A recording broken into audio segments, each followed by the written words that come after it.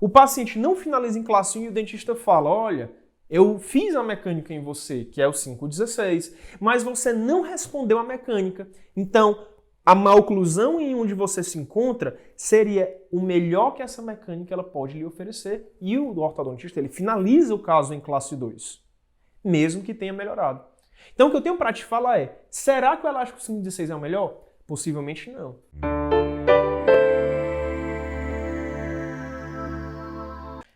Fala lá, ortodontista. A gente está aqui para trazer para vocês uma discussão das mais interessantes, que é sobre classe 2. Se você tem interesse, fica junto com a gente até o fim.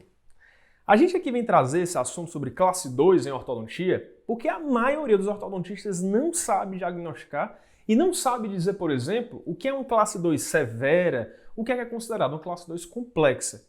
Então, por esse assunto que a gente quer trazer para vocês algumas discussões de mecânica e também sobre essa temática para que você possa abrir a mente e entrar junto com a gente nessa discussão. Esse primeiro caso que a gente abre aqui, que na verdade, como um diagnóstico diferenciado, eu quero mostrar para vocês o que por diversas vezes chega no nosso consultório. Então vamos avaliar esse caso aqui junto com a gente. Esse caso, quando a gente avalia, obviamente, de primeira grande observação, é uma paciente que a gente observa que ela tem uma linha queixo-pescoço curta. Então, se a gente pudesse identificar, a gente observa que a expressão mandibular, a partir da visão lateral dessa paciente, é problemática.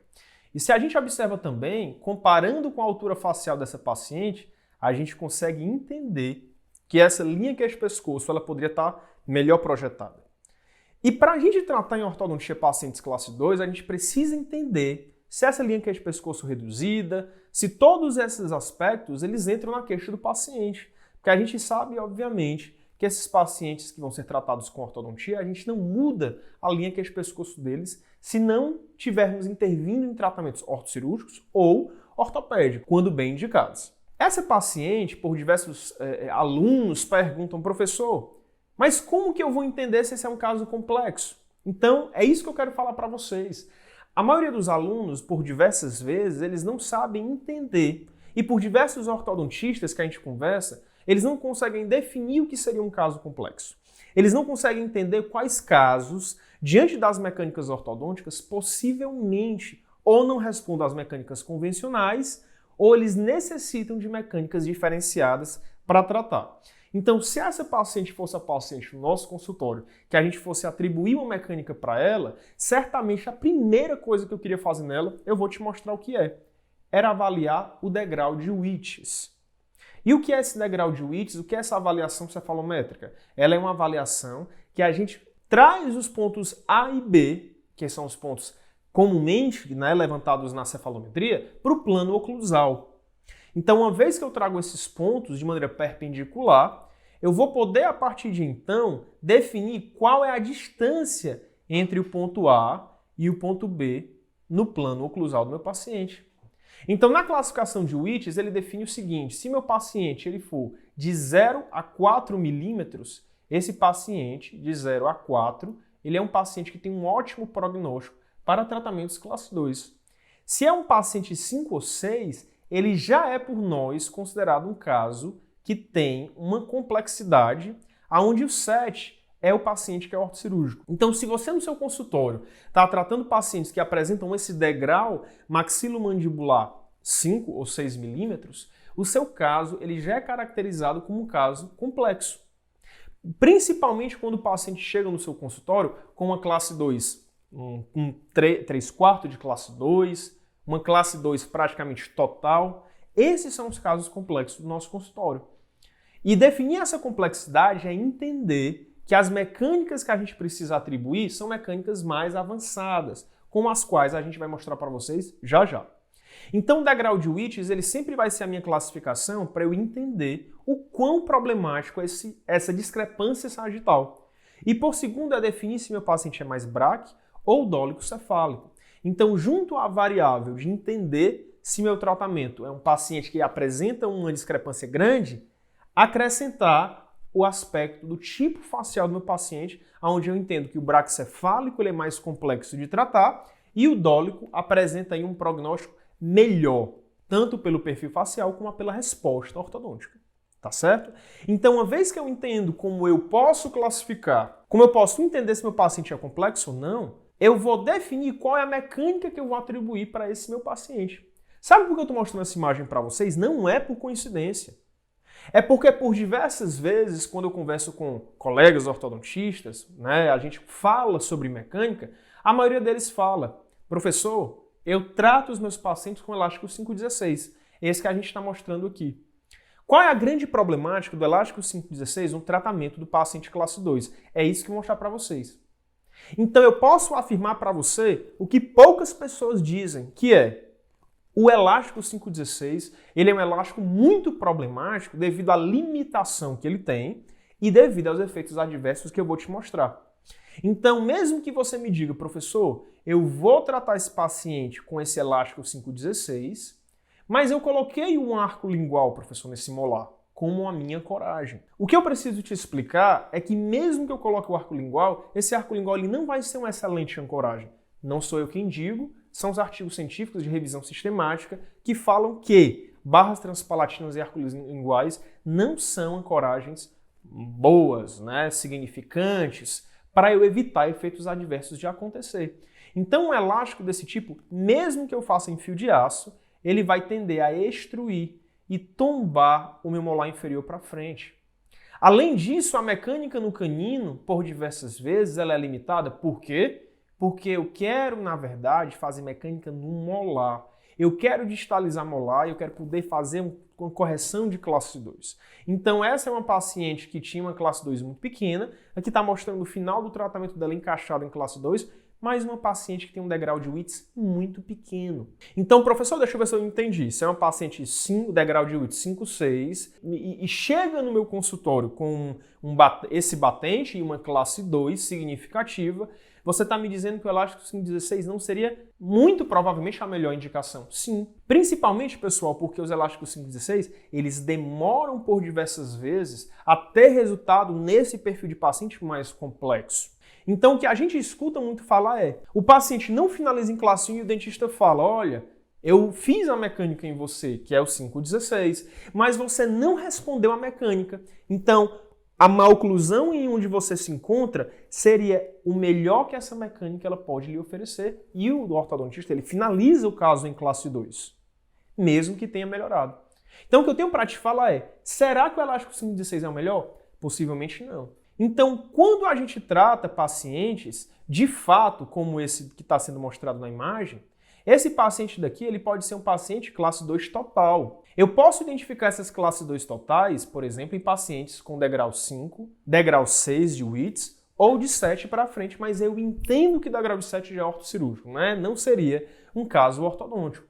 Então, se eu imagino um paciente classe 2 que eu quero tratar, a mecânica que diversos ortodontistas lembram é, vou utilizar um elástico do molar inferior para o canino superior. Essa é a mecânica. Para esse tipo de maloclusão, uma classe 2 total de molar, ela já caracteriza uma grande complexidade. Ela já caracteriza um paciente que tem um batente maior.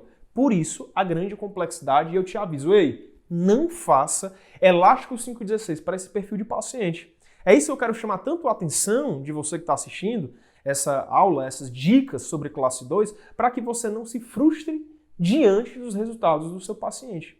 Tá certo, professor, não vou tratar a classe 2. E qual seria esse tratamento, professor, que eu posso fazer para o meu paciente caso eu opte por exemplo, distalizar molar e compensar sem extração? Certamente, quando a gente avalia o caso, eu preciso avaliar as inclinações do meu paciente, eu preciso avaliar, por exemplo, se meu paciente tem uma curva de SPI muito acentuada e se eu quero modificar o meu arco inferior.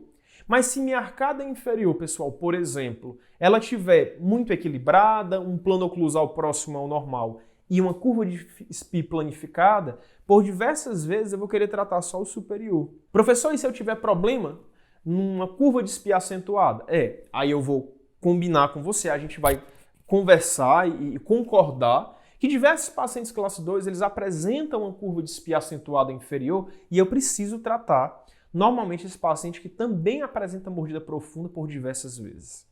Então esse paciente classe 2, pessoal, quando eu quero tratar, que eu vou avaliar as inclinações, o quanto que eu posso, por exemplo, corrigir a curva de espinho inferior, vestibularizando o incisivo ou não, eu vou entender que a resposta à distalização de molar, ela sempre vai ser medida a partir da diferença entre as cúspides do meu paciente.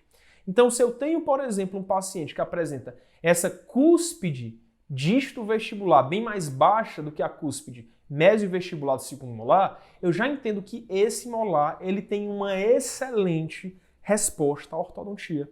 Você acredita que, para eu te apresentar agora, que essa é a principal característica clínica que identifica se um molar superior ele é responsivo de uma maneira significativa a uma distalização ou não? Você precisa observar se as cúspides elas são desniveladas. E a partir daí eu consigo traçar um prognóstico. Então, juntando tudo o que foi falado, se eu tenho um paciente que ele tem um degrau de Whitts 4, por exemplo, e apresenta uma classe 2 com essa cúspide muito rebaixada, eu já entendo que esse paciente ele tem uma resposta maravilhosa à distalização e o meu caso tem um ótimo prognóstico de correção. Professor, e você vai tratar o quê? Com elástico 5,16? Não. O meu objetivo não é trabalhar mecânicas de elásticos para um canino superior, e sim trabalhar no molar superior. Então, o que eu quero te dizer, como uma grande dica, e posso dizer que a principal informação dessa abordagem sobre a classe 2 é: tratar mecânicas de casos complexos de classe 2 não é utilizar elástico 5,16. É eu trabalhar diretamente no molar a partir de cursores ou mini implantes. A partir dessa forma, eu consigo trazer para o meu paciente, muitas vezes, na grande maioria das vezes, uma mecânica rápida, se eu aplico mecânicas em fio de Naita logo nos primeiros meses, e eu consigo ir na chave do problema, ir no mal, matar o mal pela raiz, que é o posicionamento do molar. Então, como eu posso mostrar esse caso para vocês? Essa é uma paciente complexa, tá certo? É uma classe 2 que apresenta um degrau de Whitts grande, e diante da complexidade, eu quero poder fazer o que é nessa paciente? Ela apresenta um desnivelamento entre as cúspides, vai ser tratada a curva de espinho inferior, uma fase mais para frente, mas eu consigo entender que, a priori, o que eu quero fazer nesse molar é vestibularização, nivelamento entre as cúspides, então ela vai dar uma intruída para nivelar, e eu também quero fazer a distalização. Então eu consigo observar a partir daqui que o meu foco na mecânica não foi utilizar elástico 5,16, mas foi trabalhar o reposicionamento do molar. Pessoal, se você está tratando classe 2 e não entender que é esse reposicionamento do molar que vai tratar diversos pacientes, você está, possivelmente, se encaminhando para difíceis prognósticos e tratamentos mal resolvidos. Por isso eu quero te chamar a atenção para trabalhar em mecânicas que o molar seja o seu principal objetivo. Professor, o elástico 5,16 não faria resultado para essa paciente? Não, porque essa classe 2 ela é complexa. Se você não entende classe 2 complexas e como diagnosticar, atribuindo mecânicas que funcionem, você está possivelmente destinado a fazer ortodontias mal planejadas e obter resultados ruins. E a partir disso, nesse encaminhamento, nessa evolução, eu posso ainda, numa finalização ou desde o início, uma vez que os molares estejam nivelados, atribuir uma mecânica de jig superior ou cursor, como a gente está apresentando, associado à ancoragem inferior. O objetivo aqui da aula é falar que o molar ele é o foco, o jig ele vai focar na distalização do molar. E aí eu vou ter um plano, como esse esquema mostra para vocês, que o meu objetivo é distalizar molar. A partir da distalização de molar, todos os outros dentes eles vêm com muita facilidade. Eu consigo trabalhar a classe 2 do molar e, ao mesmo tempo, trabalhar todo o resto. Se eu jogo os molares para trás, naturalmente, em um fio Naita redondo, os próprios dentes eles vão se acomodando, porque o lábio ele faz essa pressão. E o atrito do fio redondo ele é bem mais baixo que o retangular. Então a própria filosofia ela se soma por completo e eu consigo obter assim resultados melhores. Então, como um fechamento de tudo, é dizer para você que se você tem utilizado elástico 5,16 em pacientes com degrau de Whitts de 4 para cima, você já está fazendo o tratamento ortodôntico por diversas vezes ruim, com um mau prognóstico. Ah, professor, mas eu li na literatura científica que elásticos 5,16, mesmo em casos mais difíceis, eles respondem quando o paciente utiliza 10, 12 meses de elástico. Eu te pergunto agora, quem você conhece no seu consultório que utiliza 12 meses seguidos de elásticos 24 horas por dia sem interrupção. Os meus pacientes não usam. Então, se você me pergunta se esse é o perfil do paciente do meu consultório, eu vou falar para você que certamente não é. E se eu não tiver o olhar sobre a realidade, conseguindo juntar a contextualização de diagnóstico, mecânica e aplicabilidade, se eu não entender a previsibilidade, eu vou estar fadado a fazer tratamentos e ser um ortodontista de baixa performance. Tá certo? Então, pessoal, essa é a minha abordagem de hoje. Eu espero que vocês tenham gostado. Inscreva-se no nosso canal do YouTube, Professor Felipe Marçal, siga a gente nas nossas redes sociais. A gente está aqui para poder te trazer um conhecimento de ortodontia de alto padrão e poder criar novos rumos, né, novos horizontes sobre uma ortodontia que de fato funciona, tá certo? Até a próxima, tamo junto.